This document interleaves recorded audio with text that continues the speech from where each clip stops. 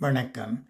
இப்பதிவினை முதற்தடவை பார்ப்பவர்கள் அல்லது ஏற்கனவே பார்க்கத் தவறியவர்கள் சப்ஸ்கிரைப் பண்ணி பார்க்கும்படி தயவுடன் கேட்டுக்கொள்ளுகிறேன். ஆன்மீக கதையொன்று. ஸ்ரீஹர தத்தர். ஸ்ரீஹர தத்தர் என்பவர் வைஷ்ணவ குடும்பத்தில் பிறந்து சிறந்த சிவபக்தராக விளங்கியவர். ஒரு நாள் காவிரிக்கரையில் அமர்ந்து தியானம் செய்து கொண்டிருந்தார் ஹரதத்தர். அந்த சமயம் ஒரு வேடனும் அவனது மனைவியும் பேசிக்கொண்டது இவர் காதில் விழுந்தது. அவ்விருவரும் காவிரியை கடந்து அக்கரைக்கு செல்ல வேண்டியவர்கள். ஆற்றில் தண்ணீர் குறைவாகவே இருந்ததால் ஆற்றில் இறங்கி நடந்தே அக்கரை சேர்ந்து விடலாம் என்றாள் மனைவி.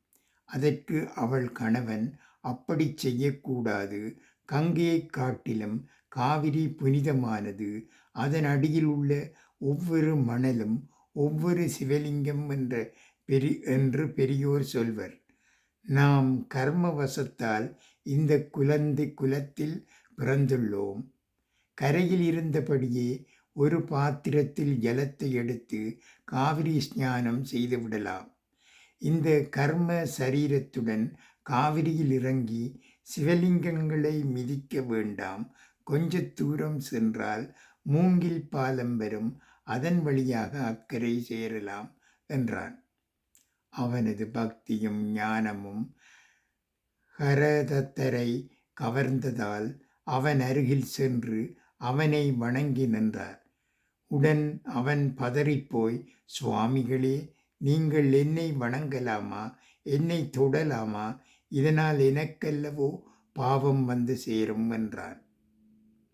அதற்கு ஹரதத்தர், ஐயனே, உன்னைப் போல சிவபக்தியும் ஞானமும் கொண்ட எவரையும் நான் பார்த்ததில்லை. காவிரியின் மகிமையையும் அதிலுள்ள மணல் ஒவ்வொன்றையும் சிவலிங்கமாக கருதும் எண்ணம் கொண்டவர்கள் உன்னைத் தவிர வேறு யாரையும் நான் கண்டதில்லை.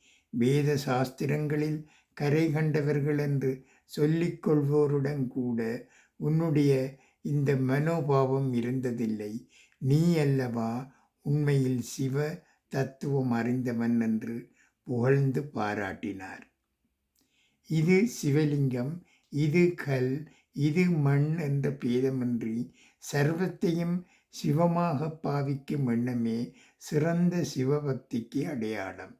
இப்படிப்பட்ட எண்ணம் எல்லோருக்கும் வந்துவிடுமா? இதற்கு மனம் பக்குவப்பட வேண்டும். பக்குவமில்லாத மனதில் பக்தி ஏற்படாது. எதிலும் பகவானை காணும் மனோபாவம் இருந்தால் நாளடைவில் மனம் பக்குவப்படும். நன்றி, வணக்கம்.